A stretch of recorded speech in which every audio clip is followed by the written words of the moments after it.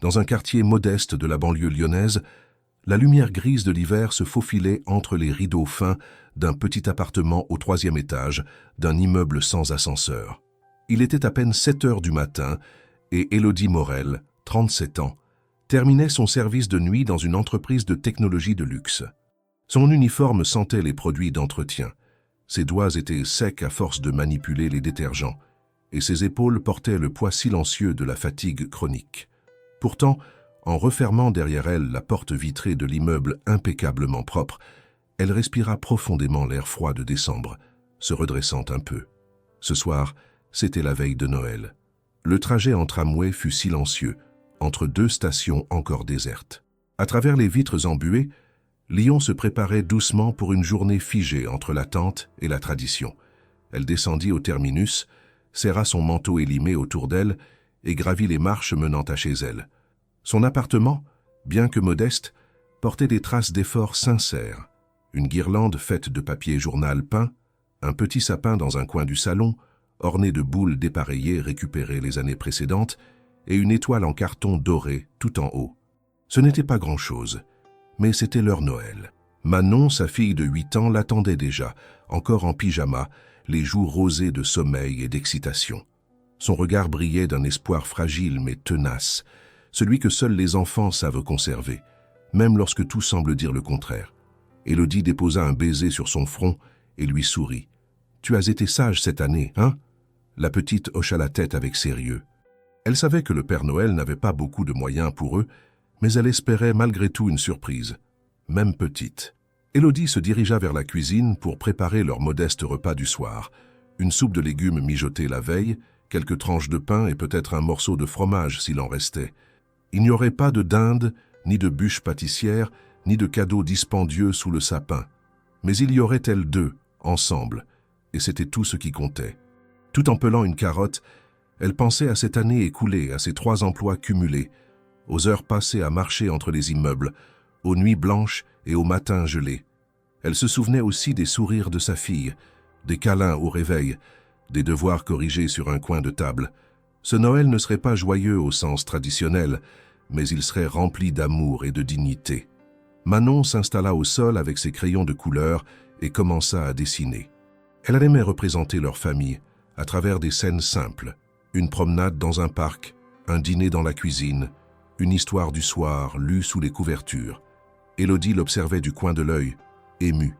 Elle se sentait souvent coupable de ne pas pouvoir lui offrir plus, mais elle savait au fond d'elle qu'elle lui donnait l'essentiel, la présence, l'écoute et l'amour. La journée se déroula lentement, bercée par les préparatifs du dîner, les dessins animés à faible volume et les quelques textos de vœux envoyés à des connaissances. Vers 19 heures, Élodie alluma les guirlandes autour de la fenêtre et servit la soupe dans 2 assiettes creuses. Elles dînèrent à la lumière des bougies, comme dans les histoires, dit-elle à Manon. Cette dernière rit doucement, posant sa petite main sur celle de sa mère. « Maman, tu crois qu'il viendra cette année ?» Élodie hésita. Elle ne mentait jamais à sa fille, mais elle savait que parfois il fallait entretenir un peu de magie. « Je crois qu'il a beaucoup de travail, mais s'il voit que tu dors bien sagement, peut-être qu'il laissera quelque chose pour toi. » Manon acquiesça, apaisée. Elle termina son assiette et alla se brosser les dents, laissant Élodie seule quelques instants dans le silence. Un silence lourd, épais, presque solennel.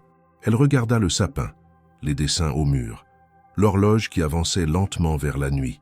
Dans ce décor figé par la modestie, quelque chose d'invisible flottait, une attente indéfinie, une tension douce, presque imperceptible, comme si la nuit portait en elle la promesse de quelque chose d'imprévu.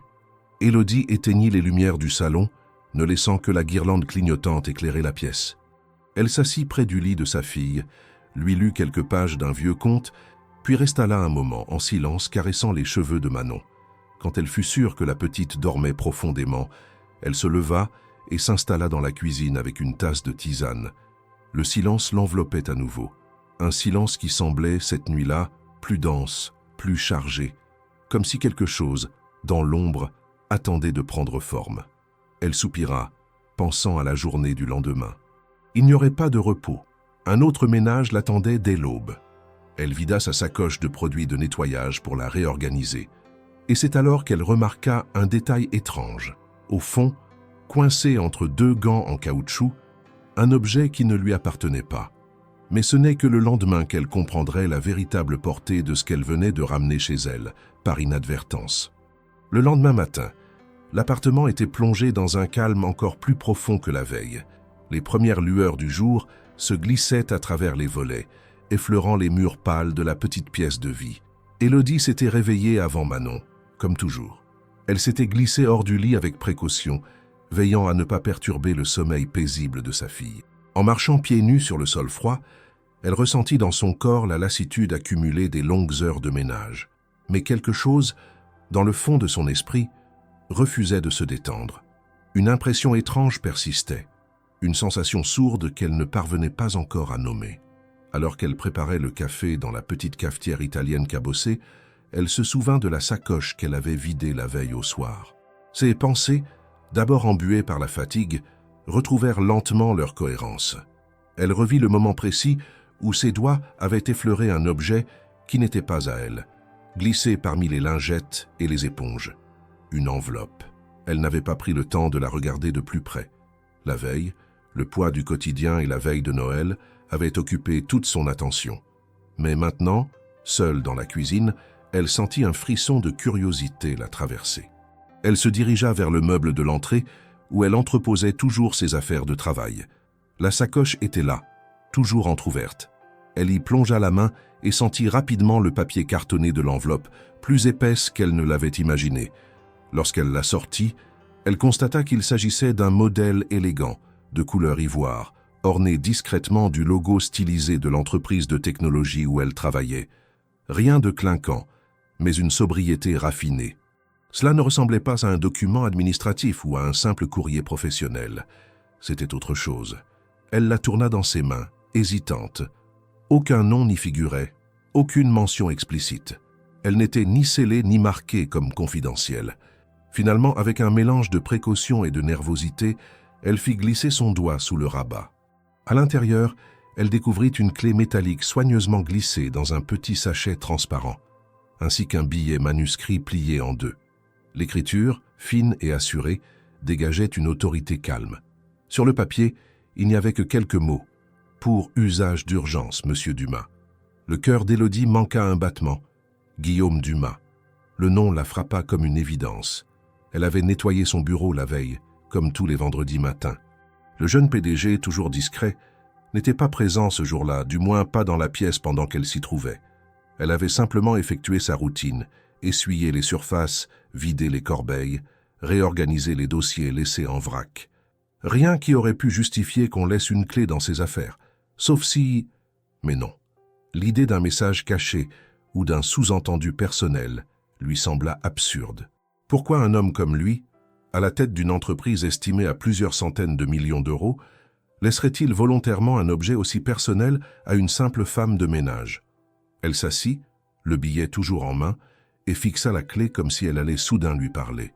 Peut-être s'agissait-il d'un oubli. Peut-être avait-il laissé l'enveloppe sur son bureau et, en nettoyant distraitement, elle l'avait glissée dans sa sacoche par erreur. Cela semblait plausible. Pourtant, elle n'arrivait pas à se rappeler ce geste. Rien dans sa mémoire ne confirmait cette action. Et ce billet, cette formule vague, pour usage d'urgence. Usage de quoi? Une pièce? Un coffre? Un véhicule? Elle n'en savait rien, et l'absence d'indication précise ne faisait qu'attiser sa confusion. Manon se réveilla peu après et déboula dans la cuisine, les cheveux ébouriffés, les yeux encore lourds de sommeil. Élodie rangea rapidement la clé et l'enveloppe dans un tiroir. Elle n'avait pas envie que sa fille la voie si absorbée par quelque chose qu'elle-même ne comprenait pas encore.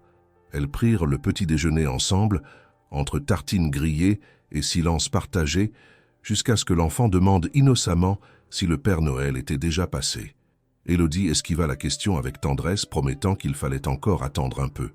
Mais son esprit, lui, était resté accroché à l'enveloppe, à la clé, et à cette étrange sensation qu'elle portait désormais quelque chose qui n'aurait jamais dû se retrouver entre ses mains. Une responsabilité inattendue, peut-être un piège, ou une erreur sans importance. Mais rien n'indiquait comment agir. Elle envisagea de la rapporter dès le lundi matin lors de son retour au travail. Mais l'entreprise serait fermée pour les fêtes. Elle envisagea de la glisser dans une boîte aux lettres de l'immeuble. Mais à quel nom? Il n'y avait pas d'adresse, pas de consigne. Et si elle s'en débarrassait, et que cela posait un problème? Et si, au contraire, elle la gardait trop longtemps? Tout au long de la journée, cette présence discrète dans le tiroir lui pesait. Lorsqu'elle mettait la table, lorsqu'elle rangeait les jouets de Manon, même en passant l'aspirateur, elle pensait à cette clé. L'objet n'avait pas bougé, mais il semblait imposer sa présence à toute la pièce. En fin d'après-midi, elle s'assit enfin, épuisée de tourner en rond.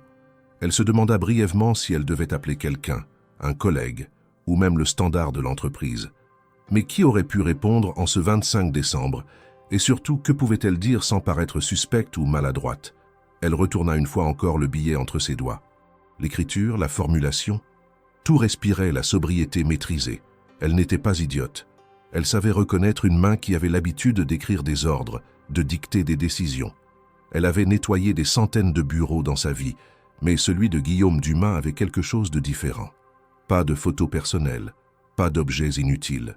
Tout était ordonné, précis, comme cette enveloppe. La soirée approchait. Élodie se força à détourner son attention. Elle alluma la radio, prépara à nouveau un peu de soupe, ajouta quelques tranches de pain grillé et sortit même 2 clémentines qu'elle avait gardées pour l'occasion. Elle voulait que Manon passe une soirée douce, même dans leur réalité modeste. Le dîner fut simple, ponctué de quelques rires d'enfants et d'un vieux disque de chansons de Noël qui grésillait un peu. Mais au fond d'elle, Élodie ne pouvait se départir de cette impression croissante. La clé n'était pas là par hasard. Plus le temps passait, plus elle sentait que ce petit morceau de métal anodin en apparence risquait de transformer le fil tranquille de leur existence. Mais elle n'imaginait pas encore que cette intuition allait trouver un écho beaucoup plus rapide et inattendu qu'elle ne l'aurait cru. La nuit était tombée sans prévenir, comme un rideau tiré brusquement sur le décor figé d'une journée sans éclat. Dans le petit appartement, seule la lueur vacillante des guirlandes illuminait faiblement le salon, projetant sur les murs les ombres dansantes des branches du sapin. Manon, rassasiée par le maigre dîner et épuisée par une journée d'attente, s'était endormie sur le canapé, une peluche contre sa joue et un plaid usé remonté jusqu'au menton. Élodie, quant à elle, était restée assise à la table, une tasse de tisane tiède entre les mains. Ses yeux fixaient le tiroir fermé, celui où elle avait rangé l'enveloppe et la clé, comme si ce simple meuble de contreplaqué contenait une menace silencieuse. Elle n'attendait plus rien de la soirée. Il était déjà plus de 22 heures, les voisins s'étaient tus, et les dernières notes d'un chœur de Noël à la radio s'étaient évanouies. Le silence était à nouveau revenu, pesant, seulement troublé par les respirations régulières de sa fille endormie. Élodie pensa à éteindre les lumières et à s'étendre elle aussi, espérant que le lendemain apporterait des réponses plus claires. Mais au moment même où elle se levait, son téléphone vibra sur la table. Un bruit bref, presque brutal, dans ce calme absolu. Elle s'en empara rapidement, jetant un coup d'œil à l'écran. Un numéro inconnu s'affichait, commençant par un indicatif local. Son premier réflexe fut de ne pas répondre. Rien de bon n'arrivait jamais à cette heure, surtout lorsque l'appel venait d'un inconnu. Mais quelque chose, une intuition ténue mais persistante, la poussa à décrocher. Elle porta lentement le combiné à son oreille, la gorge serrée. « Allô ?» Un court silence, puis une voix masculine se fit entendre. Elle était posée, articulée avec précision, mais trahissait une tension sous-jacente, une retenue presque palpable. « Bonsoir, Madame Morel. Ici Guillaume Dumas. Pardonnez-moi de vous déranger à cette heure, mais j'aimerais vous poser une question importante. » Elle resta figée. Pendant un instant, elle se demanda si elle avait bien entendu. Guillaume Dumas, l'homme dont le nom circulait dans les colonnes économiques, le jeune PDG aussi discret que réputé, l'appelait sur son téléphone personnel? Comment avait-il obtenu son numéro? Avait-il fouillé dans les dossiers du personnel? Ou quelqu'un lui avait-il donné cette information? Mais avant qu'elle ne puisse formuler ses interrogations, il reprit avec un ton moins formel. « Je suis désolé. Je sais que c'est un moment mal choisi. Mais j'ai besoin de savoir, auriez-vous trouvé quelque chose dans mon bureau hier matin? Quelque chose d'inhabituel ?» Élodie sentit un pic de panique lui traverser la poitrine. Elle hésita un instant, pesant ses mots. Elle ne voulait ni mentir ni se compromettre. Après tout, elle n'avait rien volé. L'enveloppe s'était retrouvée dans ses affaires sans qu'elle en comprenne la raison. Oui, en effet, j'ai trouvé une enveloppe avec une clé. Elle était dans ma sacoche quand je suis rentré. Je pensais la rapporter après les fêtes. Un léger soupir se fit entendre de l'autre côté. Pas un soupir d'agacement, mais plutôt de soulagement. Merci. Vraiment. Je suis désolé que vous ayez eu à gérer ça. Je m'en veux de ne pas avoir vérifié. C'était un oubli de ma part. Une erreur stupide. Est-ce que vous seriez chez vous ce soir? La question tomba comme une pierre dans un étang. Élodie sentit son estomac se contracter. Était-ce une convocation déguisée? Allait-il envoyer quelqu'un pour récupérer la clé? Ou pire encore, la tenir responsable d'un incident plus grave? Mais sa voix, bien que directe, ne contenait aucune menace. Il semblait sincèrement gêné. « Oui, je suis là. Pourquoi? J'aimerais passer la récupérer moi-même. Ce ne sera pas long, je vous le promets. Je préférerais éviter que cela circule par d'autres mains. » Elle ouvrit la bouche pour refuser. Son appartement n'était pas un lieu où l'on recevait des PDG. Elle était encore en tenue de maison, ses cheveux attachés à la va-vite, son salon jonché de jouets et de vêtements. Rien n'était prêt pour recevoir un visiteur de ce genre. Mais avant qu'elle ne trouve les mots, il ajouta presque timidement. « J'ai une voiture à proximité. Je peux être là dans 15 minutes. Ce sera discret. » Il n'attendit pas vraiment de réponse. Il la remercia poliment, puis raccrocha. Élodie resta quelques secondes immobile, le téléphone toujours à la main. Puis elle regarda autour d'elle, le cœur battant. Elle jeta un coup d'œil à Manon, toujours endormie, puis courut vers la salle de bain pour se passer un peu d'eau sur le visage. Elle ne savait pas ce qui était le plus absurde, qu'un PDG millionnaire vienne frapper à sa porte un soir de Noël, ou qu'elle, dans son peignoir et ses pantoufles, soit sur le point de l'accueillir. Elle rangea rapidement quelques objets, ramassa les chaussettes traînant sur le sol, ajusta la nappe et remit ses cheveux en ordre. Lorsqu'elle ouvrit le tiroir et reprit la clé, elle sentit son poids différemment. Plus seulement comme un objet, mais comme un déclencheur. Elle replaça l'enveloppe dans son état d'origine, la posa sur la table et attendit. Le temps passa lentement. Les aiguilles de l'horloge semblaient hésiter à avancer. Puis, au bout d'un quart d'heure environ, le bruit feutré d'un moteur se fit entendre au dehors. Par la fenêtre, Élodie aperçut un véhicule noir se garer avec discrétion devant l'immeuble. Quelques secondes plus tard, on frappa à la porte. Elle marcha lentement, inspira profondément et ouvrit. Derrière la porte se tenait Guillaume Dumas, vêtu d'un manteau sombre, une écharpe de laine autour du cou. Il était exactement comme dans les photos d'articles de presse, mais en plus jeune, plus humain. Ses traits étaient fatigués, ses yeux légèrement cernés. Il esquissa un sourire poli. « Bonsoir, encore désolé pour ce dérangement. » Avant qu'elle ne puisse répondre, une petite voix s'éleva derrière elle. Manon s'était réveillée, attirée par le bruit. Elle s'approcha de la porte, curieuse, et se posta aux côtés de sa mère. En voyant l'homme, elle le regarda sans peur, comme si c'était un visiteur ordinaire. « C'est le Père Noël ?» demanda-t-elle, les yeux brillants. Guillaume sourit plus franchement, pris au dépourvu. Il s'agenouilla doucement pour se mettre à sa hauteur. « Pas tout à fait, » répondit-il, « mais je peux lui transmettre un message si tu veux. » Élodie, gênée, tenta de ramener sa fille à l'intérieur. Mais Guillaume leva la main pour la rassurer. Il se redressa, la remercia pour la clé, qu'elle lui tendit en silence. Son regard se posa un instant sur les dessins de Manon accrochés au mur, sur le petit sapin bancal décoré de guirlandes faites maison, et sur la table où 2 assiettes encore sales témoignaient d'un repas modeste mais chaleureux. Il resta un instant sans parler, puis dit simplement « C'est très joli ici, vraiment ». Elle ne sut quoi répondre. Mais ce qu'elle ne savait pas encore, c'est que cet échange, si bref soit-il, allait tout changer dans les jours à venir.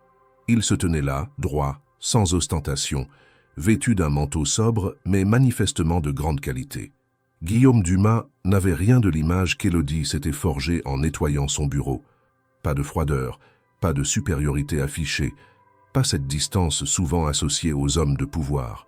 Pourtant, sa simple présence dans l'encadrement de la porte semblait modifier l'atmosphère du petit appartement. Ce n'était pas le luxe de ses vêtements ou le prix évident de la voiture garée en bas. C'était autre chose, une dissonance presque inconfortable entre 2 univers qui n'étaient jamais censés se croiser. Il pénétra à l'intérieur d'un pas mesuré, balayant la pièce du regard sans insistance. Élodie referma la porte, son cœur battant plus vite qu'elle ne l'aurait souhaité. Elle s'efforçait de masquer son trouble, consciente de l'état du lieu. Les jouets éparpillés au sol, la nappe tachée, les murs jaunis par le temps, tout lui paraissait soudain exposé sous une lumière crue. Pourtant, il n'émit aucun commentaire, ne fronça pas les sourcils, ne sembla ni amusé ni gêné. Au contraire, un léger sourire flottait sur ses lèvres, presque imperceptible. « Merci de m'avoir attendu », dit-il simplement. Elle hocha la tête, incapable de répondre immédiatement. Puis elle désigna la table d'un geste. « L'enveloppe est là, avec la clé. Je ne savais pas quoi en faire. » Il s'en approcha, la prit, vérifia rapidement son contenu sans rien dire, puis la glissa dans la poche intérieure de son manteau. Une formalité. Mais au lieu de repartir aussitôt, il laissa ses yeux se poser sur les dessins accrochés au mur près du coin repas. Des feuilles A4, colorées à la main, représentant des maisons, des arbres, des figures humaines aux proportions naïves. Au centre de l'un d'eux, une scène de Noël. Un sapin, une table, 2 silhouettes féminines se tenant la main. « C'est votre fille qui a fait ça ?» demanda-t-il en s'approchant d'un pas. « Oui », répondit Élodie. « Manon adore dessiner. Elle en colle partout, même sur le frigo. » Comme s'il avait été appelé par son nom, Manon réapparut dans l'encadrement du salon, traînant sa couverture derrière elle. Elle observa Guillaume avec attention, sans crainte ni timidité excessive. Il s'accroupit doucement pour lui parler à hauteur de visage. « Tu dessines très bien. Celui-là, c'est pour ce soir ?» Manon hocha la tête. « C'est Noël. On a mangé la soupe et après maman a mis les bougies. » Il esquissa un sourire sincère. Il y avait dans la voix de l'enfant une clarté sans détour, une vérité douce qui contrastait avec la complexité du monde adulte. Élodie, toujours debout, observait la scène, partagée entre fierté et gêne. Elle ne voulait pas paraître vulnérable, ni quémander la pitié. Cet homme n'était pas un visiteur ordinaire. Il appartenait à un monde où tout coûtait cher, où chaque geste avait une stratégie, une conséquence. Elle n'avait rien demandé, et pourtant, il était là. « Tu crois au Père Noël ?» demanda-t-il à Manon avec légèreté. « Oui, mais il passe pas tout le temps. Des fois, il oublie. » Un silence suivit. Guillaume se redressa lentement, ses traits s'assombrissant à peine, comme si la remarque l'avait touché d'une façon inattendue. Il regarda à nouveau la pièce, les décorations faites à la main, les restes du repas dans l'évier, la pile de livres d'enfants sur le canapé. Puis, après un moment d'hésitation, il s'adressa à Élodie. « J'ai quelque chose à vous proposer. Ce n'est pas une obligation, évidemment, mais je me rends compte que ce que j'ai laissé entre vos mains n'était pas seulement une clé. C'était une imprudence, et vous avez réagi avec intégrité. Alors, j'aimerais vous montrer quelque chose, à toutes les deux. » Elle fronça les sourcils, confuse. « Montrer quelque chose? Qu'est-ce que vous voulez dire ?» Il eut un sourire presque embarrassé, rare sur un visage habitué aux décisions fermes. « Rien d'extravagant, juste un endroit. C'est à quelques minutes d'ici. Il n'y a personne, je ne vous demanderai rien et vous pourrez rentrer quand vous voulez. J'ai décoré une maison pour Noël, mais je n'avais personne à qui la montrer. Je pensais passer la soirée seule, comme chaque année. Et puis, enfin, j'ai vu les yeux de votre fille, et je me suis dit que ça pourrait lui plaire. » Le silence s'installa. Élodie n'avait pas prévu cela. Elle s'attendait à une visite rapide, une récupération de clés, peut-être une excuse formelle. Mais une invitation? À une heure pareille, le soir de Noël? Cela semblait irréel, presque absurde. Elle pensa immédiatement à refuser. C'était trop inattendu, trop déséquilibré. Et pourtant, au moment où elle ouvrit la bouche, Manon la devança. « On peut y aller, maman. Juste un petit moment ?» Élodie la regarda puis tourna les yeux vers Guillaume. Il n'y avait pas d'insistance dans son regard, ni de malice, seulement une forme de calme, une volonté manifeste de ne rien imposer. « Très bien, » répondit-elle enfin. « Mais on ne reste pas longtemps. » Il acquiesça, soulagé. « Promis. » Un aller-retour. Elle prit quelques minutes pour habiller sa fille, enfiler ses propres chaussures, récupérer un manteau. Ils descendirent ensemble les marches et Guillaume ouvrit la porte de sa voiture. Le véhicule était silencieux, au siège chauffant, à l'intérieur impeccable. Manon s'émerveilla du simple fait que les vitres se baissaient automatiquement. Élodie, elle, restait sur ses gardes. Le contraste entre leur quotidien et ce monde de confort lui rappelait qu'il n'était pas fait pour se mêler. Mais en chemin, Guillaume ne parla pas de lui, ni de son entreprise, ni même de la clé. Il demanda à Manon quel était son dessert préféré, écouta ses réponses avec attention et se contenta de donner quelques indications de direction à son chauffeur. Après 20 minutes à peine, ils quittèrent la ville et s'enfoncèrent dans une zone résidentielle arborée, plus tranquille, où les maisons semblaient posées là, comme dans un catalogue de luxe. La voiture s'arrêta devant un portail en fer forgé. Guillaume sortit, entra un code, et les battants s'ouvrirent lentement. La propriété qui apparut alors devant eux était immense, mais c'est la lumière qui frappa Élodie en premier. Des guirlandes discrètes couraient le long des murs, une cheminée laissait échapper une fumée fine dans le froid nocturne, et, à travers les fenêtres, on distinguait des reflets de boules de Noël suspendues à un sapin gigantesque. Guillaume se tourna vers elle. « Bienvenue chez moi, ce n'est pas un château, c'est juste là où je dors parfois. Venez, je vous fais faire le tour. » Et sans attendre, il ouvrit la porte d'entrée, laissant échapper une chaleur douce et un parfum de pin, de cannelle et de bois brûlé. Rien de surnaturel, rien d'excessif. Seulement une invitation inattendue à traverser, le temps d'une soirée, les frontières invisibles de deux mondes trop longtemps séparés. Ils franchirent le seuil avec une retenue presque cérémonieuse, comme si le simple fait de poser un pied dans cette maison exigeait une autorisation tacite. Élodie entra la première, tenant la main de Manon, qui observait tout avec des yeux écarquillés. Le contraste avec leur modeste appartement était brutal. L'intérieur de la maison n'était pas ostentatoire, mais chaque détail trahissait une précision dans le goût, une recherche d'élégance maîtrisée. Le sol en bois massif résonnait à peine sous leurs pas. Une douce odeur de cire, de feu de bois et d'épices flottait dans l'air, enveloppant l'espace dans une ambiance feutrée et chaleureuse. La pièce principale s'ouvrait sur un salon spacieux, au ton crème et brun, avec une cheminée allumée projetant une lueur mouvante sur les murs. Au centre, un immense sapin de Noël trônait, décoré avec un raffinement discret, boules anciennes, guirlandes dorées, et quelques figurines en bois qui semblaient avoir été sculptées à la main. Manon s'en approcha instinctivement, hypnotisée par les lumières, et resta debout devant l'arbre sans rien dire, la bouche légèrement entr'ouverte. Guillaume les invita à s'asseoir, puis se dirigea vers une petite cuisine attenante, séparée du salon par un comptoir en pierre claire. Il revint quelques instants plus tard avec 3 tasses fumantes de chocolat chaud.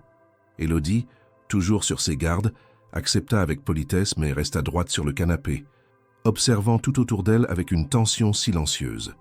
Elle ne savait pas encore ce que cet homme attendait d'elle, mais elle ne croyait pas à la pure générosité, pas dans ce monde où chaque faveur cachait souvent une dette implicite. « Je sais que c'est un peu inattendu », commença-t-il en posant sa tasse sur la table basse. « Ce n'était pas prévu.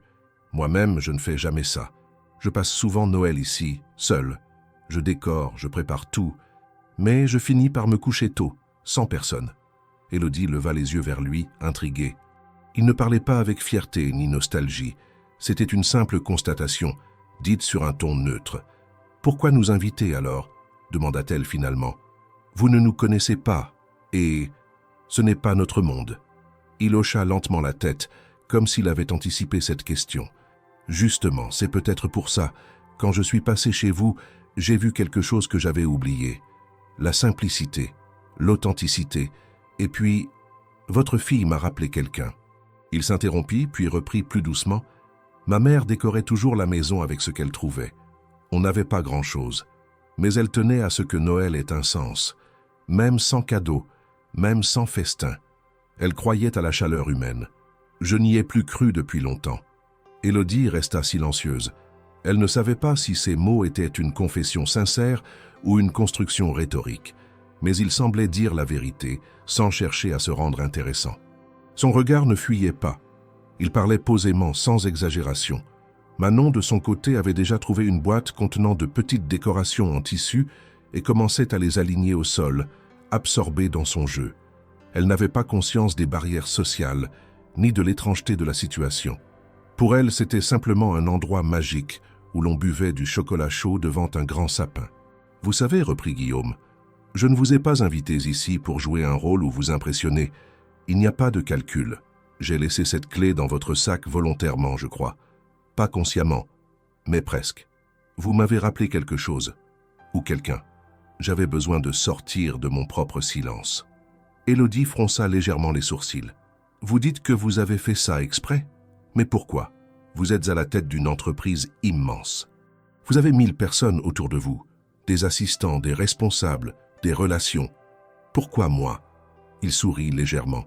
Parce que vous n'avez rien demandé et parce que vous m'avez regardé dans les yeux, ce matin-là, au bureau, sans chercher à détourner le regard. Peu de gens font ça, croyez-moi. Vous étiez là, dans le silence, avec votre balai et vos gants, et vous sembliez plus présente que quiconque dans ce bâtiment. Il marqua une pause, puis ajouta « Je ne sais pas ce que je cherche exactement. Peut-être une connexion réelle, sans enjeu, sans contrat, sans obligation.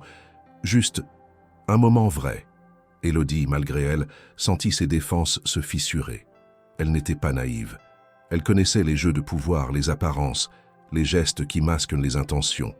Mais ce soir-là, dans cette maison inconnue, elle ne perçut aucune arrogance, aucun sous-entendu, seulement une solitude sincère, presque brute. Ils passèrent encore 1 heure ensemble, à parler de tout et de rien. Guillaume écoutait Manon avec une attention inattendue, riant parfois de ses remarques enfantines. Il proposa de lui montrer une vieille boîte à musique que sa mère lui avait laissée. Manon l'écouta tourner, fascinée par le mécanisme. Élodie observait, silencieuse. Elle savait que ce moment ne durerait pas. Mais elle comprenait aussi qu'il avait quelque chose de précieux, de rare. Vers minuit, elle annonça qu'il était temps de partir. Manon protesta un peu mais accepta. Guillaume ne chercha pas à les retenir. Il les raccompagna jusqu'à la voiture, prit soin de leur ouvrir les portières, puis les regarda s'éloigner. Avant de fermer la portière, il se pencha légèrement. « Merci d'avoir accepté. Ça a compté plus que vous ne pouvez l'imaginer. » Elle ne répondit pas. Il n'y avait rien à dire de plus.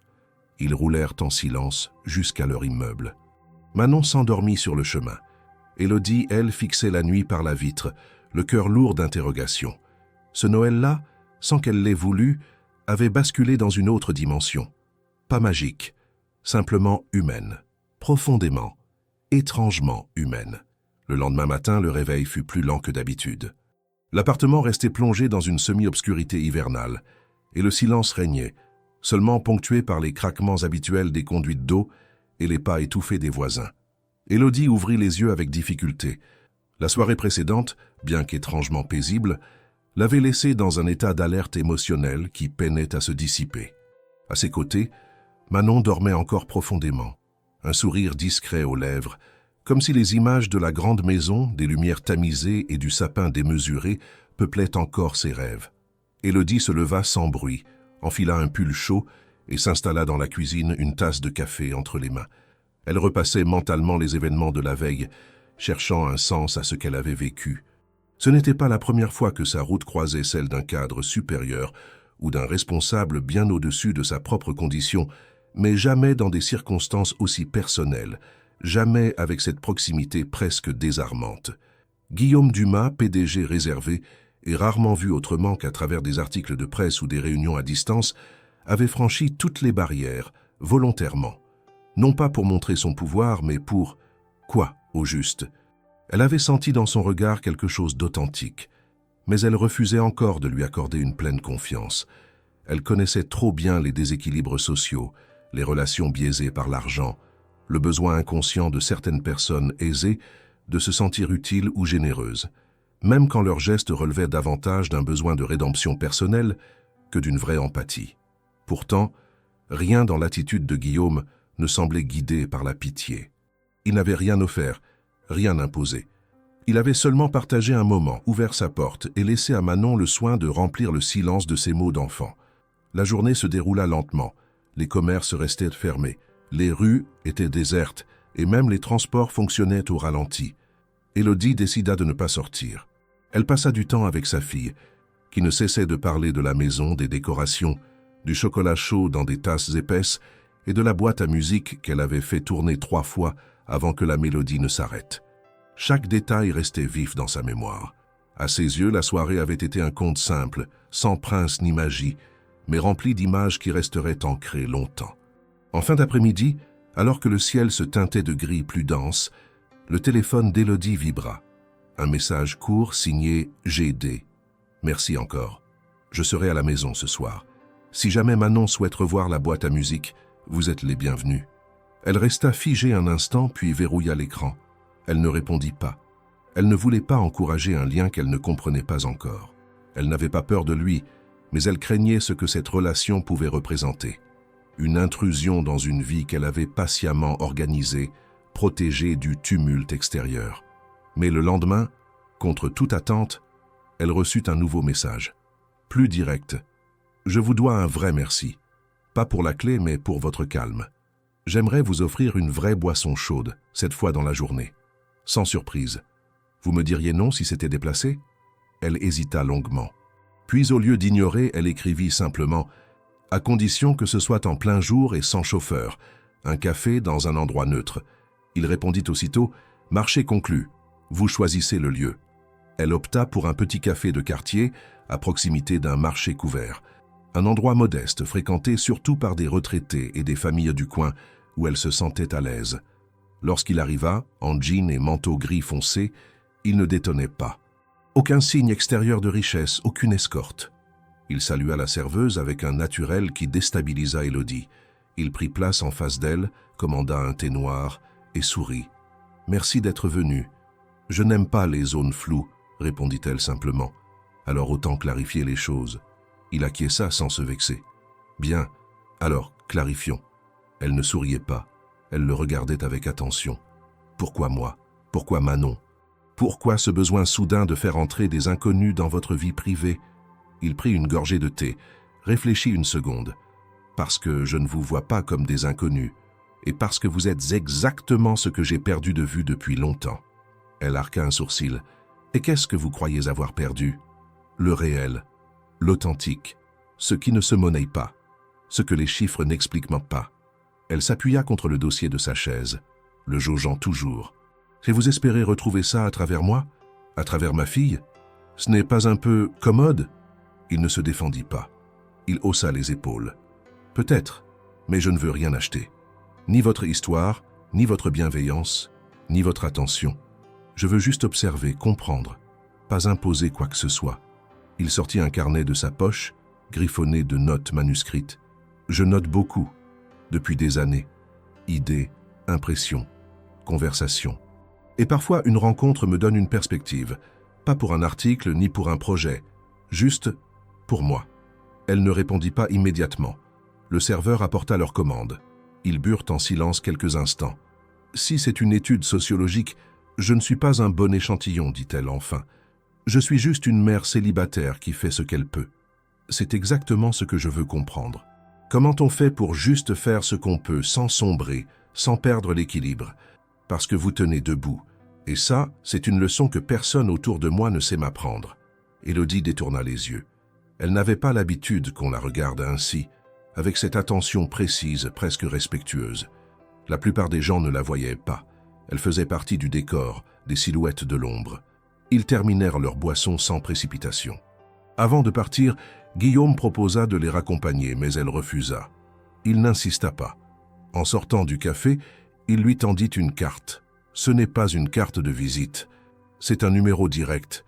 Si un jour vous avez besoin de quoi que ce soit, appelez. Elle prit la carte sans rien promettre.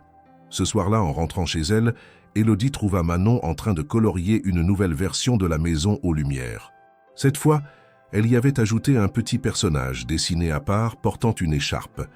Elle l'avait nommé Monsieur G. Et pour la première fois, Élodie sentit que quelque chose, très doucement, venait d'être déplacé dans sa vie. Rien de magique, mais quelque chose de concret. Une porte entr'ouverte dont elle seule décidait si elle resterait ainsi. Les jours suivants s'écoulèrent dans un étrange équilibre. Élodie retourna à son travail dès la réouverture de l'entreprise, reprenant ses habitudes avec rigueur, mais son esprit restait encombré par les événements récents. Le souvenir de la maison de Guillaume, les échanges au café, les regards posés sur elle sans jugement, tout cela persistait, accrochait sa pensée comme un fil invisible qu'elle ne pouvait pas rompre. Pourtant, elle se montra discrète, évitant toute démonstration, conservant dans son attitude une retenue volontaire. Elle n'avait rien demandé et ne voulait pas encourager d'attentes qu'elle ne comprendrait pas. Elle se contentait de vivre, de travailler, de protéger le quotidien de sa fille. Guillaume, de son côté, n'insista pas. Il n'envoya aucun message, ne tenta aucune visite.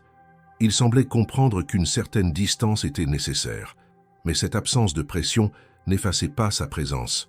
Bien au contraire. Il restait une silhouette en arrière-plan, discrète mais constante, comme une proposition suspendue dans le temps. Ce n'était pas une approche romantique, ni une tentative déguisée. C'était quelque chose d'autre, plus complexe, moins défini. Un matin, alors qu'Élodie nettoyait les couloirs du 3e étage du siège, elle croisa Guillaume par hasard. Il marchait seul, un dossier sous le bras, sans son habituel entourage de collaborateurs. Lorsqu'il l'aperçut, il ralentit légèrement puis s'arrêta. « Bonjour Élodie, comment allez-vous » Elle redressa la tête, surprise d'entendre son prénom dans cet environnement où elle était habituellement invisible. Elle répondit simplement « Je vais bien, merci. Et vous ?»« Plutôt bien. J'espère que Manon a pu profiter un peu des derniers jours. » « Elle parle encore du sapin géant », souffla-t-elle avec un sourire discret. Il hocha la tête, sincèrement touché. Elle est pleine d'imagination. Elle m'a laissé un souvenir inoubliable. Elle ne sut quoi répondre. Ils restèrent ainsi quelques secondes, dans un silence ni lourd ni gênant. Puis il reprit sa marche. Elle, de son côté, continua son travail, mais cette rencontre inattendue lui laissa une sensation persistante, un écho de proximité dans un espace professionnel où elle n'avait jamais eu sa place autrement qu'en uniforme. Quelques jours plus tard, elle reçut un appel sur son portable. Le numéro était inconnu. En décrochant, elle entendit la voix de Guillaume, un peu plus hésitante que d'habitude. « Je sais que je prends un risque, mais j'aimerais vous proposer quelque chose. J'ai quelques affaires à classer dans la maison de ma mère. Elle est vide depuis longtemps, mais j'ai décidé de m'en occuper enfin. Et j'aimerais que vous m'accompagniez. Pas pour faire le ménage, rassurez-vous, juste pour parler, pour avoir un regard extérieur. J'ai besoin de quelqu'un qui ne soit pas impliqué, quelqu'un de sincère. Vous n'êtes pas obligé, bien sûr, mais je me suis dit que peut-être... » Élodie prit un moment avant de répondre. L'idée lui semblait à la fois étrange et compréhensible. Elle ne savait pas exactement pourquoi il faisait appel à elle, mais il n'y avait rien dans sa demande qui sonnait faux. Elle accepta à sa propre surprise. Ils se retrouvèrent un dimanche après-midi devant une maison en périphérie de Lyon, dans un quartier résidentiel sans prétention. La façade était un peu défraîchie, les volets fermés, le jardin mal entretenu. Rien de comparable à la résidence luxueuse de Guillaume. Cette maison avait une histoire plus ancienne, plus modeste. Il ouvrit la porte d'un geste simple, sans cérémonial. À l'intérieur, l'air était froid, chargé de poussière et de souvenirs figés. Ils avancèrent lentement à travers les pièces, sans parler au début. La cuisine était restée telle qu'elle avait dû être il y a des années, avec des bocaux encore étiquetés, des rideaux à fleurs pâlis par le temps, et un calendrier de l'année précédente accroché au mur. Le salon contenait encore un canapé aux motifs démodés, des étagères pleines de livres, et une table basse encombrée de vieux magazines. Guillaume brisa le silence en montrant une photo encadrée sur une commode. « C'est ma mère. Elle n'aimait pas être prise en photo, mais celle-là, elle l'avait acceptée. Elle avait fait le ménage toute la matinée. Elle était épuisée, mais elle souriait. C'était rare. » Élodie regarda la photo sans rien dire. La femme semblait forte, les traits tirés mais dignes. Une femme ordinaire, fatiguée mais debout. Elle nettoyait des bureaux comme vous. Elle disait que les endroits les plus propres sont ceux dont personne ne parle. C'est une vérité que j'ai mise longtemps à comprendre. Il se tourna vers Élodie. « Vous me l'avez rappelé. Pas physiquement, mais dans votre manière d'être, dans votre silence. Elle aussi, elle faisait ce qu'il fallait, sans jamais se plaindre. Elle n'a jamais demandé quoi que ce soit, même quand elle aurait dû. » Ils s'assirent dans le salon. Il y avait une pile de boîtes à trier.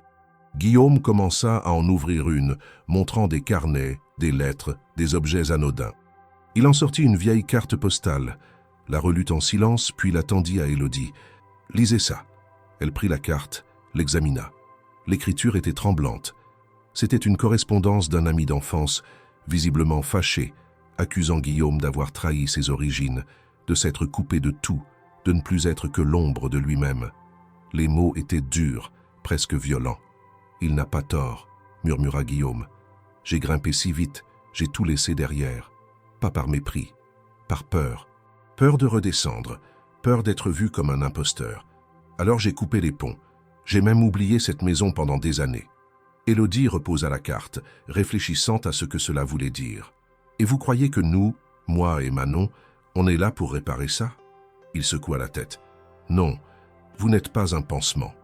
Vous êtes un rappel, une preuve que la dignité existe encore dans la simplicité, que le monde n'est pas seulement fait de performances et d'acquisitions. Vous ne me devez rien, mais vous me ramenez à quelque chose d'essentiel. » Ils restèrent un moment en silence. La lumière baissait peu à peu, dessinant des ombres longues sur le sol. Guillaume alluma une lampe, chercha un carnet et l'ouvrit. Elle écrivait tout. Des listes, des pensées, des réflexions. J'ai retrouvé des dizaines de pages. Et dans une, elle écrivait « Le jour où mon fils comprendra que les gens simples sont les seuls à dire la vérité sans la travestir, alors il ne sera plus seul. » Il referma le carnet. Élodie n'avait rien à ajouter. Tout avait été dit. Pas besoin de discours, pas besoin de promesses. Ce jour-là, dans cette maison pleine de souvenirs, un fil s'était noué. Pas un lien spectaculaire, juste une reconnaissance silencieuse entre deux personnes que rien n'aurait dû rapprocher. Mais que la vie parfois place côte à côte, comme une réponse inattendue à des questions que l'on n'ose plus formuler. Quelques jours après leur passage dans l'ancienne maison maternelle, Élodie fut de nouveau invitée chez Guillaume, cette fois sur une initiative de Manon, qui avait supplié sa mère de retourner voir la grande boîte à musique et de goûter encore au chocolat de Monsieur G. L'excuse était enfantine, mais Élodie sentit que ce retour ne serait pas anodin. Elle accepta, avec cette prudence toujours présente, bien décidée à rester en observation. Guillaume n'avait jamais dépassé la limite du respect, mais il restait un homme de pouvoir, et elle connaissait la nature instable des dynamiques sociales dès que les frontières se floutaient. Lorsqu'elles arrivèrent à la demeure, il les accueillit avec la même simplicité que la première fois. Manon courut presque jusqu'au salon, déjà familière des lieux, tandis qu'Élodie retirait son manteau sans se départir de sa réserve. Le salon était décoré avec un goût toujours sobre, le feu crépitait dans la cheminée et l'odeur du pain d'épices flottait dans l'air. Guillaume proposa à Élodie de lui faire visiter une partie de la maison qu'elle n'avait pas encore vue, une petite aile transformée en bibliothèque. Il lui expliqua qu'il y conservait des documents, des lettres, des souvenirs personnels, mais aussi des archives de l'entreprise, dont certains remontaient à l'époque de sa fondation par son grand-père. La pièce, en effet, respirait un autre temps. Des étagères mur à mur, des boîtes étiquetées soigneusement, des classeurs alignés et une table de travail couverte de papier. Guillaume s'absenta un moment pour aller chercher une boîte contenant de vieux croquis industriels. Pendant qu'il était parti, Élodie, prise par une sorte de malaise diffus, se dirigea vers les toilettes situées dans le couloir. En ouvrant la porte du petit cabinet attenant, elle remarqua immédiatement une corbeille à papier trop remplie. L'un des papiers, déchiré mais encore lisible, attira son attention. C'était un billet manuscrit, déchiré en deux. L'écriture lui parut familière. C'était celle de Guillaume. Elle hésita, puis sans intention de trahison, mais poussée par une inquiétude sourde, ramassa les deux morceaux principaux. Elle ne lut pas tout de suite. Ce n'est qu'en revenant dans la bibliothèque, alors que Guillaume était encore en train de fouiller dans une pièce adjacente, qu'elle assembla les fragments du message. Ce qu'elle lut lui glaça momentanément le sang. Le texte commençait par une interpellation. « Tu passes ton temps à ignorer ce que tu es. Tu fais semblant d'oublier d'où tu viens. Ce n'est pas la réussite qui t'a éloigné, c'est ta honte de ton propre passé. Tu ne veux plus rien avoir à faire avec ceux qui te rappellent ce que tu étais. Mais un jour, cette façade te lâchera, et tu seras forcé de regarder la vérité en face. » La signature était illisible, mais la colère contenue dans les lignes ne laissait aucun doute sur la sincérité du message. Élodie sentit une montée d'inconfort. Ce billet n'était pas un banal mécontentement. C'était une attaque personnelle, visiblement venue d'un proche, peut-être même un ami de longue date ou un membre de la famille. Le ton accusateur trahissait une blessure profonde. Elle comprit alors que ce qu'elle vivait n'était pas un simple échange entre deux mondes que tout oppose.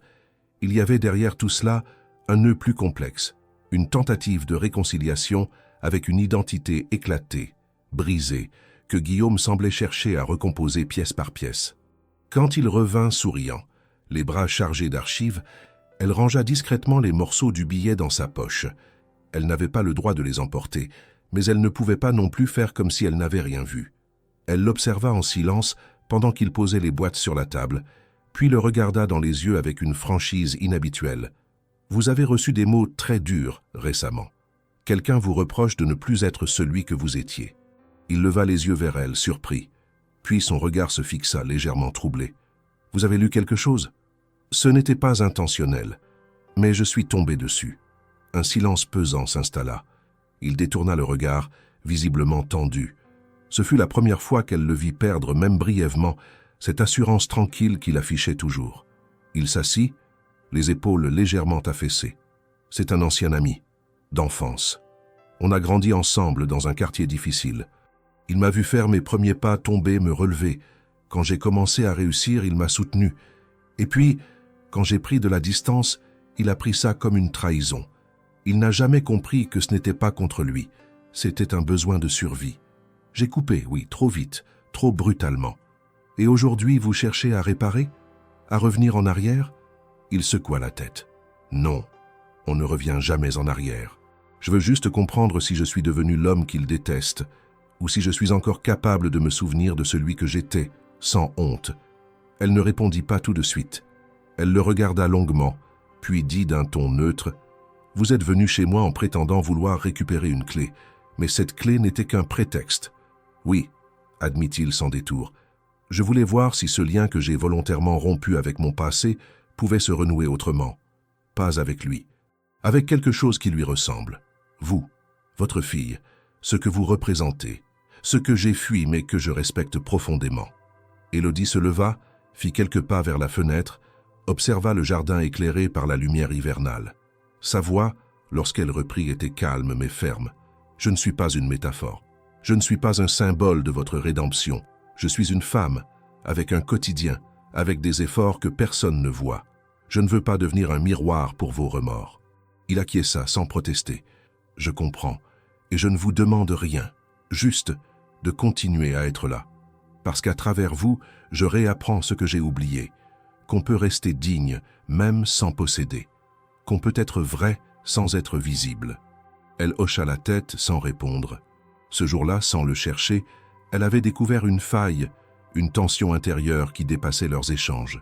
Le billet déchiré n'était pas un incident. Il révélait l'essence même de cette relation improbable.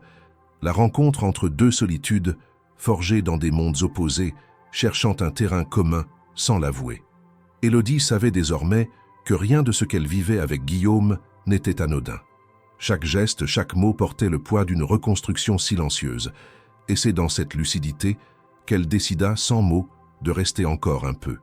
Pas pour lui, mais pour observer jusqu'où ce dialogue étrange pouvait aller. Les jours qui suivirent furent d'un calme trompeur. Élodie reprit son rythme habituel entre le travail, les trajets et l'attention portée à Manon. Elle continuait à vivre sans extravagance, mais avec une vigilance accrue. Chaque moment passé avec Guillaume, chaque détail observé dans ses gestes, ses silences, ses choix de mots, tout révélait une complexité qu'elle ne pouvait plus ignorer. Ce n'était pas simplement un homme riche en quête de sens, ni un dirigeant en mal de reconnaissance. C'était un homme brisé à sa manière, par un passé qu'il n'avait jamais vraiment affronté, et dont elle devenait, malgré elle, le témoin. Un matin, alors qu'elle finissait de nettoyer une salle de réunion avant l'arrivée des cadres, elle reçut un message court de Guillaume. « Puis-je vous parler ce soir, chez moi? Ce n'est pas pour Manon, c'est pour moi. » La formulation l'intrigua. Elle ne répondit pas tout de suite, mais le soir venu, après avoir couché sa fille, elle se rendit seule à la maison de Guillaume. Il l'attendait dans la pièce à vivre, un dossier sur la table, visiblement nerveux. « Merci d'être venu, » dit-il en lui ouvrant la porte. « Je ne savais pas à qui d'autre parler. » Elle entra, s'installa dans le fauteuil face à lui et attendit. Il n'y eut pas de préambule. Il ouvrit le dossier et en sortit une photo. On y voyait deux enfants, sales, maigres, souriants, assis sur un trottoir. Il la posa entre eux. Celui de gauche, c'est moi. L'autre, c'est David. On a grandi ensemble dans la même cité. On partageait tout, les repas, les secrets, les colères. Il avait un frère en prison et une mère alcoolique. Moi, j'avais une mère qui se tuait au travail et un père qui a disparu avant mes 8 ans. On formait une équipe. On s'était juré qu'on ne se trahirait jamais. Il sortit une deuxième photo plus récente. Cette fois, on voyait David adulte, le regard dur, un visage fermé, marqué par les années. Il avait l'air d'un homme qui portait tout un monde sur ses épaules. Il m'a envoyé cette photo l'année dernière, avec un mot. Il disait « Regarde ce que je suis devenu pendant que tu faisais des conférences sur l'innovation. » C'était sec, brutal. Il me reproche d'avoir fui. Ils pensent que j'ai tourné le dos à ceux qui m'ont aidé à survivre. » Élodie observa les photos en silence, puis elle demanda « Vous avez répondu ?»« Non, je n'ai pas su quoi dire. Il a raison d'une certaine manière. Quand j'ai intégré l'école de commerce, j'ai coupé les ponts. Je ne voulais pas que mon passé me suive. J'avais peur que ça freine ma progression, que ça me colle à la peau. Alors j'ai changé de numéro, déménagé, évité les réunions de quartier. Ma mère ne disait rien, mais je sentais sa tristesse. Et maintenant, vous regrettez ? Je ne sais pas si c'est du regret. C'est plus compliqué que ça. Je ne peux pas revenir, mais je peux peut-être rétablir un pont. Pas avec David, il me déteste trop, mais avec moi-même, avec cette partie de moi que j'ai voulu effacer. Il marqua une pause, puis poursuivit. Quand je vous ai vu dans mon bureau ce matin-là en train de nettoyer, sans chercher à attirer l'attention, avec votre calme, votre précision, j'ai ressenti une secousse. Vous ne me regardiez pas comme les autres. Vous n'attendiez rien de moi. Et votre fille, elle a cette lumière que j'ai perdue depuis longtemps. Je ne veux pas faire de vous une solution. Je sais que ce n'est pas votre rôle, mais je ne peux pas ignorer ce que ça a réveillé en moi. » Élodie croisa les bras. Elle comprenait mieux maintenant. Ce n'était pas une histoire de sauvetage ou de charité, c'était une tentative de reconstitution. Guillaume cherchait, dans leur présence, un miroir non pas pour se rassurer, mais pour se confronter. Elle se leva et marcha lentement dans la pièce, les mains dans les poches. « Vous avez laissé cette clé dans mon sac volontairement, n'est-ce pas ? » ?»« Oui, je voulais voir ce que vous en feriez. C'était une sorte de test idiot. Mais ce n'est pas ça qui compte maintenant. Ce qui compte, c'est que j'ai compris que vous ne jouez aucun jeu, vous êtes vrai. Et moi, je ne le suis plus depuis longtemps. Et qu'est-ce que vous attendez de moi exactement ?»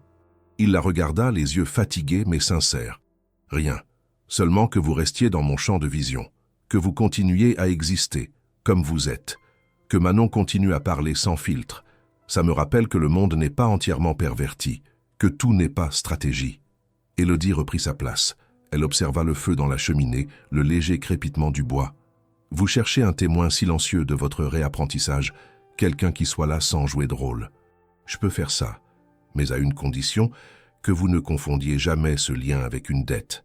Vous ne me devez rien, et je ne vous dois rien. D'accord. Et si un jour vous recommencez à fuir, je partirai sans prévenir. Je n'ai pas le luxe de m'attacher à ce qui peut disparaître du jour au lendemain. Je ne vous demanderai pas de rester. Je vous demanderai seulement de continuer à être honnête. C'est déjà énorme. » Qu'ils restèrent là encore un moment, à partager ce que peu de gens peuvent se permettre. Une conversation sans but précis, sans objectif immédiat, mais chargée de sens. Dans ce salon, entre deux mondes, deux histoires s'entremêlaient, sans promesse, sans futur défini, mais avec une présence réelle. Et c'était peut-être ce dont Guillaume avait le plus besoin. Quelqu'un qui ne vienne pas pour combler un vide, mais simplement pour montrer qu'il existait autre chose que les regrets. Autre chose que la culpabilité. Une forme de vérité tranquille, portée par une femme qui n'avait jamais rien eu à prouver, mais dont la simple existence suffisait à rappeler à un homme perdu ce qu'il avait cessé d'écouter depuis trop longtemps. Il était un peu plus de 23 heures lorsque Guillaume proposa à Élodie de rester encore quelques instants, le temps de prendre une dernière boisson chaude. L'atmosphère de la maison était toujours aussi feutrée, presque immobile. Le feu dans la cheminée jetait ses dernières braises, et le silence s'imposait comme un langage en soi, une forme de communication qu'aucun mot ne pouvait égaler. Élodie, assise dans le fauteuil, observait la pièce sans réellement la regarder. Elle sentait que quelque chose allait venir. Il y avait dans la posture de Guillaume une tension nouvelle, comme s'il cherchait à organiser mentalement ce qu'il s'apprêtait à dire. Il s'éloigna un instant vers la cuisine, revint avec 2 tasses de thé noir et s'installa face à elle. Il ne parla pas tout de suite. Ce n'est qu'après quelques secondes qu'il brisa le silence. « Je vais être direct. Ce que je vais vous dire n'a rien d'un geste de charité ni d'un caprice. Je ne veux ni acheter votre gratitude, ni vous forcer à quoi que ce soit. Mais j'y ai réfléchi longuement, et je veux vous faire une proposition. » Élodie ne bougea pas. Elle se contenta de l'écouter, le regard ancré dans le sien. Elle connaissait cette formulation. Elle l'avait entendue tant de fois, dans d'autres contextes, d'autres bouches. Sauf que cette fois, elle savait qu'elle ne pouvait pas fuir avant d'avoir entendu. Manon est une petite fille intelligente, vive, curieuse. Elle mérite une éducation à la hauteur de son potentiel. J'ai des contacts dans une école bilingue privée. Rien de luxueux dans le sens ostentatoire, mais une structure solide, exigeante, où elle pourra s'épanouir. Je veux financer sa scolarité. Il laissa passer un silence pour lui permettre de réagir. Mais Élodie restait impassible. Il continua. « Et vous? Vous êtes compétente, rigoureuse, attentive. Je le sais. Je l'ai vu. Je veux vous proposer un poste au sein de l'entreprise. Pas comme femme de ménage, comme coordinatrice d'équipe. Vous avez l'expérience du terrain. Vous savez comment les choses fonctionnent à la base. Ce poste est vacant. Il nécessite quelqu'un qui sache à la fois gérer et comprendre les réalités du travail invisible. Vous seriez parfaite. » Elle n'eut aucune réaction immédiate. Pas une mimique, pas un mouvement de main. Elle fixait toujours son interlocuteur comme si elle cherchait à vérifier chaque mot, chaque intention, chaque fausse note. Lorsqu'elle prit enfin la parole, sa voix était posée. « Pourquoi maintenant ?» Il baissa légèrement les yeux. « Parce que maintenant je suis prêt à le faire sans me sentir supérieur. Je vous ai observé. J'ai vu votre manière d'agir, de parler à votre fille, de faire votre travail sans vous plaindre. Et j'ai compris que c'est moi qui avais besoin d'apprendre, pas vous. Ce que vous me proposez, dit-elle lentement, c'est une bascule complète de ma vie. Ce n'est pas anodin, ce n'est pas neutre. Vous parlez d'opportunité. Moi, j'entends bouleversement. » Il acquiesça. « Je sais, et je ne vous demande pas de décider ce soir. Je voulais seulement que vous sachiez. Je ne veux pas vous placer dans une situation où vous auriez l'impression de devoir me remercier. Ce n'est pas une faveur, c'est une reconnaissance. Vous avez tenu debout pendant des années, seul. Ce n'est pas un hasard si c'est vous que j'ai remarqué. Et ce n'est pas par pitié que je vous fais cette offre. C'est parce que vous avez la compétence, la stabilité, la force que je cherche dans un poste clé. » Élodie se leva, fit quelques pas dans la pièce, puis se retourna vers lui. « Et si je refuse? Si je vous dis que je préfère rester à ma place, que je n'ai pas besoin de ce que vous appelez une chance, alors je respecterai votre choix. Vous ne me devez rien. Ce n'est pas une dette, ce n'est même pas un projet à long terme. C'est une ouverture, et vous êtes libre d'y entrer ou non. » Elle respira profondément. Une partie d'elle était tentée, pas pour la reconnaissance, pas pour le confort, mais pour Manon. Elle savait que l'avenir de sa fille passerait par l'éducation, l'accès à d'autres mondes, d'autres langues, d'autres perspectives. Mais une autre partie d'elle restait méfiante. Elle avait trop vu, trop entendu, trop subi pour céder sans réflexion. Et puis il y avait cette crainte sourde d'être absorbée, d'être redevable sans l'avoir voulu. Elle reprit la parole avec prudence. « Je vais y réfléchir, mais pas seule. Je vais en parler avec Manon. Ce n'est pas qu'une question d'école, c'est une question de cadre de vie, de rythme, de valeur. Et si je dis non, je veux que vous ne reveniez pas là-dessus. Pas d'insistance, pas de tentative de me convaincre. Si vous me respectez, vous accepterez ma décision quelle qu'elle soit. » Il hocha la tête sans chercher à argumenter. « C'est noté. Je n'attends pas de réponse immédiate. Je voulais seulement que ce soit dit, clair, sans ambiguïté. » Elle termina sa tasse, remit son manteau et se dirigea vers la porte. Avant de sortir, elle se tourna une dernière fois vers lui. « Je vous remercie de ne pas avoir utilisé le mot « avenir ». Je préfère les choses concrètes, pas les promesses. » Il sourit brièvement. « Alors je vous promets seulement que vous resterez libre, toujours. » Elle sortit, sans ajouter un mot. Dans le froid de la nuit, le vent soufflait doucement, emportant les bruits de la ville. Elle rentra chez elle à pied, prenant le temps de faire le vide.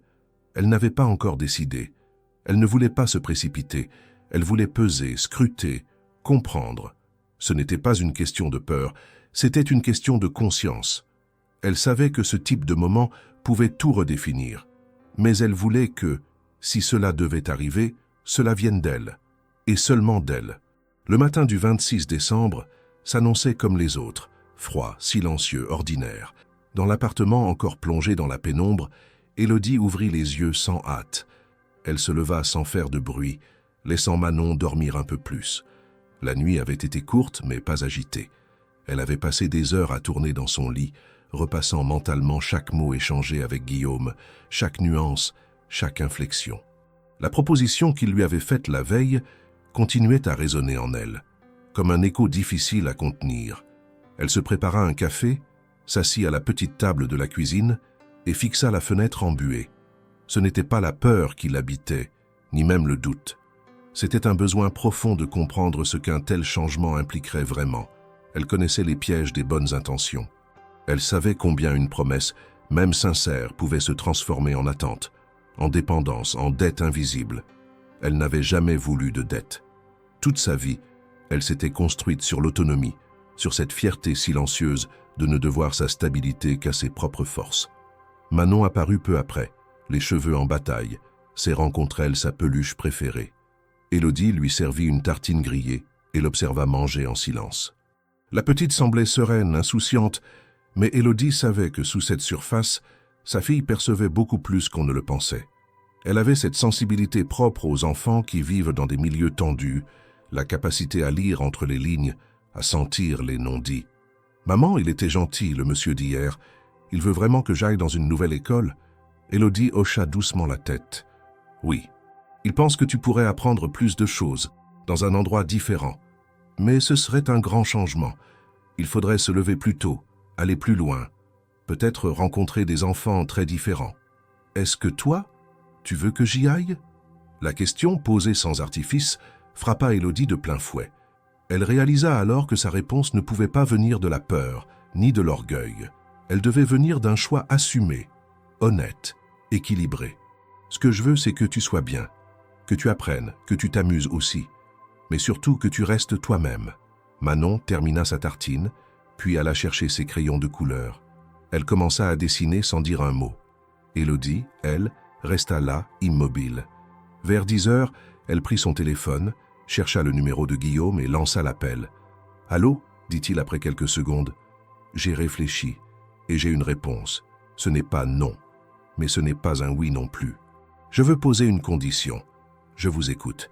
Si vous voulez vraiment faire partie de notre vie d'une manière ou d'une autre, vous devez commencer par nous connaître vraiment. Pas ici, pas dans votre maison, pas dans des lieux choisis par vous, mais dans les miens. Je veux vous rencontrer comme une personne normale, sans chauffeur, sans costume, sans code. Vous voulez me proposer un poste? Très bien. Mais avant, je veux que vous veniez me rejoindre au marché de mon quartier. Un samedi matin. On prendra un café en terrasse, on parlera. Pas de contrat, pas de proposition, juste deux adultes qui échangent. » Il mit quelques secondes avant de répondre. « D'accord. Ce samedi? » « Oui. 8h30. Place Saint-Louis. Il y a une petite boulangerie avec 3 tables. Je serai là. Si vous ne venez pas, je considérerai que vous avez changé d'avis. Et je passerai à autre chose. Je viendrai. Alors, à samedi. » Elle raccrocha. Elle ne souriait pas, ne se sentait pas victorieuse. Mais elle sentait une forme de cohérence. Elle venait de reprendre la main. Elle ne voulait pas être intégrée à une structure qu'elle n'avait pas choisie. Elle voulait que, si quelque chose devait naître de cette rencontre improbable, cela se fasse à partir d'un terrain commun, dénué d'avantages et d'illusions. Les jours qui suivirent furent marqués par une attente contenue. Elle ne dit rien à personne, continua son travail comme à l'habitude, prit soin de Manon, s'occupa de l'appartement. Mais intérieurement, elle se préparait. Elle voulait que cette rencontre soit le reflet exact de ce qu'elle était, sans artifice, sans calcul. Elle ne mettrait pas de vêtements particuliers, ne changerait rien à sa routine. Ce serait un samedi comme les autres, sauf que ce samedi-là, quelqu'un allait devoir sortir de son monde pour entrer dans le sien. Le jour venu, elle arriva à la place Saint-Louis à 8h15. Le marché s'installait lentement. Les marchands déployaient leurs étals, les paniers en osier passaient d'une main à l'autre, les parfums de fruits, de fromage, de pain chaud emplissaient l'air humide. Elle s'installa à l'une des tables de la petite boulangerie, commanda un café noir et attendit. À 8h30 précise, Guillaume apparut. Il portait un manteau simple, un jean et des chaussures usées. Il n'avait pas de téléphone à la main, pas de garde du corps, pas de signe distinctif, juste lui. Il la vit, s'approcha sans hésiter et s'assit en face d'elle. « Bonjour. »« Bonjour. Vous aviez raison. Ce marché a quelque chose de vivant. C'est agréable. Ce n'est pas là qu'on signe des contrats, mais c'est là qu'on se regarde dans les yeux. » Il sourit. Ils restèrent ainsi, à discuter 1 heure durant. Ils parlèrent de tout sauf de travail, de leurs mères respectives, de leur façon d'envisager l'éducation, des injustices ordinaires, des jours de pluie, des files d'attente à la CAF. Ils parlèrent sans tension, sans protection. Et lorsqu'il se leva pour partir, il dit simplement « Merci, j'ai compris ce que vous vouliez dire. À partir d'ici, je marcherai au même niveau que vous. Pas un mètre devant, pas un mètre derrière. Elle acquiesça. Elle n'avait pas encore décidé. Mais pour la première fois, elle envisageait la possibilité de dire oui. Parce que ce oui, désormais, ne serait plus une soumission. Ce serait un choix, un vrai. Les semaines qui suivirent cette matinée sur la place Saint-Louis marquèrent un tournant subtil mais profond dans la vie d'Élodie. Rien ne changea radicalement d'un jour à l'autre, mais une nouvelle dynamique s'installa, comme une mécanique lente qui commençait à trouver son rythme. Guillaume ne rappela pas immédiatement. Il respecta le silence qu'elle avait exigé, ne cherchant pas à hâter les choses. Il comprit que, pour elle, toute précipitation serait interprétée comme une tentative de contrôle. Et lui, pour la première fois depuis longtemps, acceptait de ne pas maîtriser la suite.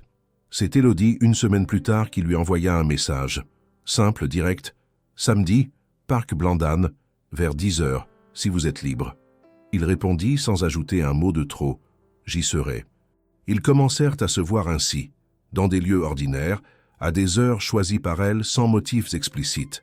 Pas de projets évoqués, pas de décisions pressantes. Chaque rencontre ressemblait à un moment suspendu, entre deux responsabilités, comme une parenthèse dans leur vie respective. Ils parlèrent de sujets concrets, du coût des cantines scolaires, des augmentations des loyers, des petits gestes qu'on oublie dans les grandes structures. Guillaume écoutait plus qu'il ne parlait. Élodie observait sans juger. Manon s'habituait, elle aussi. Elle n'appelait pas Guillaume par son prénom, mais par un sobriquet venu naturellement, Tonton G. C'était elle qui le lança un jour en jouant dans le square du quartier lorsqu'il était venu leur apporter une boîte de jeux de construction. Le nom resta. Guillaume ne fit rien pour le corriger. Il semblait même touché. Ce surnom n'avait rien d'ironique, mais tout d'affectueux. Et sans jamais avoir été officiellement invité, il commença à apparaître dans leurs routines les plus simples. Il accompagna Élodie au supermarché du coin, la regarda comparer les prix, la vit refuser certains produits par souci d'économie. Il l'aida à réparer une chaise bancale dans la cuisine, s'assit parfois à la table pendant que Manon faisait ses devoirs. Il l'écouta réciter une poésie, l'encouragea sans condescendance. Élodie restait vigilante, mais elle commençait à admettre qu'il n'était pas là pour exhiber sa générosité ou se faire valoir.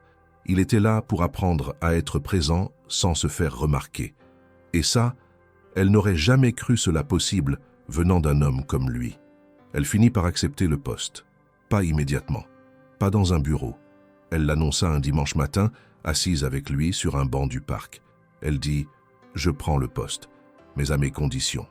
Pas de privilèges, pas de traitement différencié. Et je veux que les équipes soient informées de manière transparente. » Il accepta tout sans discuter. Elle débuta en janvier dans un local annexe de l'entreprise sans signalement particulier. Elle se fit discrète mais efficace. Rapidement, ses capacités de coordination, son sens du terrain, sa capacité à parler aux agents de nettoyage sans formule creuse lui valurent le respect de ceux qui, jusque-là, la voyaient comme une invisible. Elle continua à vivre dans le même quartier, refusa la proposition d'un logement plus grand. Elle expliqua simplement « Ce n'est pas une question d'espace, c'est une question de repère. Ici, Manon a ses habitudes, et moi, je garde les pieds au sol. » Guillaume comprit. Il arrêta de suggérer. Il observa, apprit à adapter sa façon de penser. Lui qui avait dirigé des centaines d'employés sans jamais réellement connaître leurs contraintes, se retrouva à remettre en question ses méthodes. Il commença à visiter les entrepôts, les parkings, à parler avec les agents d'entretien, pas pour être félicité, mais pour réapprendre ce que signifiait le mot « travail ». Il y eut des tensions, bien sûr, des désaccords, des silences, des moments où chacun doutait du sens de cette proximité. Mais jamais de rupture. Aucun des deux ne cherchait à accélérer quoi que ce soit. Ils avaient trouvé une manière de coexister sans empiéter l'un sur l'autre. Une forme de lien non définie, mais solide. Manon grandissait au milieu de cette atmosphère stable, enrichissante. Elle parlait anglais avec ses nouveaux camarades, lisait davantage, posait des questions plus complexes. Élodie la regardait évoluer avec fierté, consciente que certains chemins ne se présentaient qu'une seule fois. La relation entre elle et Guillaume resta dépourvue de déclarations. Aucun des deux ne prononça jamais de mots amoureux. Ce n'était pas nécessaire. Ce qui se construisait entre eux n'avait pas besoin de romantisme. C'était plus fort, plus ancré. Une alliance fondée sur l'écoute, le respect, l'absence de jeu. Ils partagèrent des repas, des silences, des rires d'enfants, des courses banales.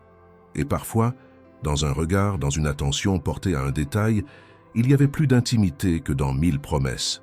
Guillaume, transformé par cette immersion dans une réalité qu'il avait longtemps ignorée, changea aussi dans sa manière de diriger. Il renonça à certaines pratiques, repensa la structure interne de son entreprise, réévalua les primes des employés les moins visibles. Il ne fit pas cela pour redorer son image.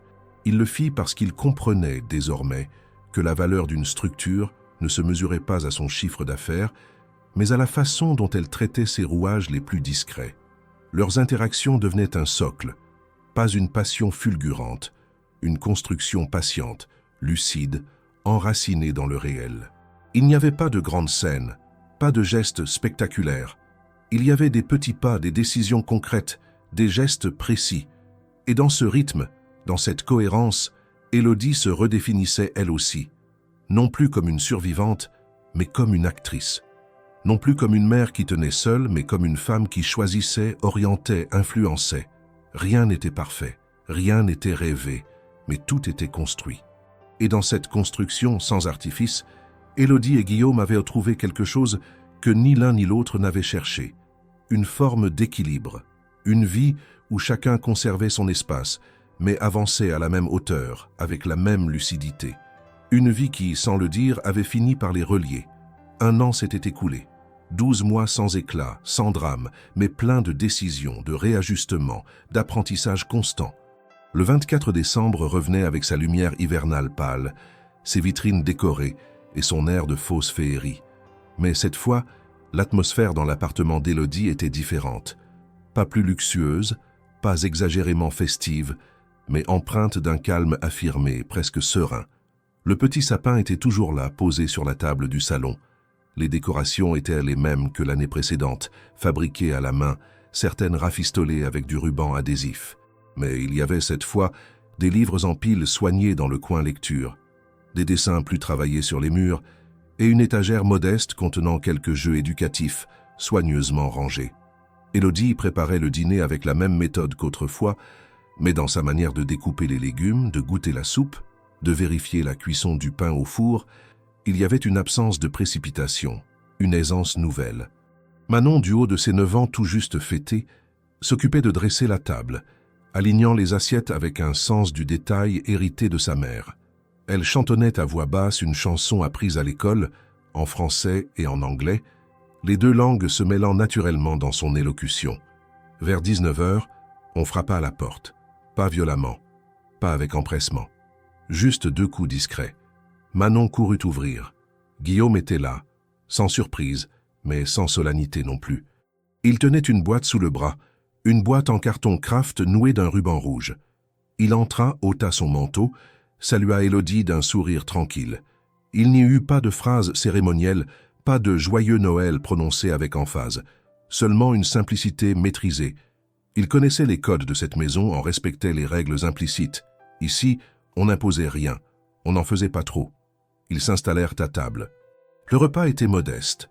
Une soupe de légumes maison, du pain frais, un fromage affiné et une compote de pommes tièdes. Guillaume mangeait sans commentaire, appréciant chaque bouchée sans les banalités attendues. Manon parlait peu, concentrée sur les gestes, mais ses yeux brillaient d'un éclat particulier. Ce n'était pas l'excitation d'un cadeau ou l'attente d'une surprise, c'était l'expression d'un bonheur stable, discret, construit à force de constance. Après le repas, ils s'installèrent sur le tapis du salon. Guillaume ouvrit la boîte qu'il avait apportée. Elle contenait 3 livres, un roman graphique pour Manon, un recueil de chroniques sociales pour Élodie et un carnet de pages vierges avec la couverture sobre. Il expliqua sans insistance que chacun pourrait y écrire, coller, dessiner quelque chose au fil des jours. Rien d'obligatoire, juste un espace commun. Manon, visiblement émue, alla chercher dans sa chambre un dessin qu'elle avait préparé. Elle le tendit à Guillaume, presque solennellement. Il le déplia lentement. On y voyait 3 personnages, dessinés avec l'application enfantine d'une élève appliquée. Une petite fille au centre, entourée d'un homme aux cheveux noirs et d'une femme aux cheveux attachés. Au-dessus, en lettres rondes, un titre « Ma famille à Noël ». Aucun autre mot, aucun besoin. Guillaume ne parla pas. Il regarda le dessin, le reposa avec soin sur la table. Il ne dit pas merci, il n'en eut pas besoin. Élodie non plus ne fit pas de commentaires. Elle se contenta de ramasser les tasses, de les poser dans l'évier, de revenir s'asseoir sans geste superflu. Le silence entre eux était devenu un langage. Non pas un vide, mais un équilibre. Ils restèrent là, quelques minutes de plus. Pas de télévision, pas de musique de fond. Juste le bruit de la ville au loin, et la respiration douce de Manon qui s'était allongée sur le canapé, serrant son nouveau livre contre elle. Vers 22 heures, Guillaume se leva. Il remit son manteau lentement, jeta un dernier regard à la pièce. Il dit simplement « Merci ». Élodie acquiesça. Elle ne l'accompagna pas jusqu'à la porte. Manon, à moitié endormie, leva la main pour un geste de salut. Il sortit, referma doucement derrière lui. Dans la cage d'escalier, ses pas furent étouffés par la moquette usée. Il ne laissait rien derrière lui, pas de traces encombrantes, juste une continuité discrète. Élodie éteignit les lumières, couvrit sa fille avec la couverture posée sur le canapé et s'assit à côté d'elle. Elle regarda le sapin clignoter doucement. Elle repensa à l'année écoulée, à la fatigue, à la peur du changement, aux moments d'hésitation.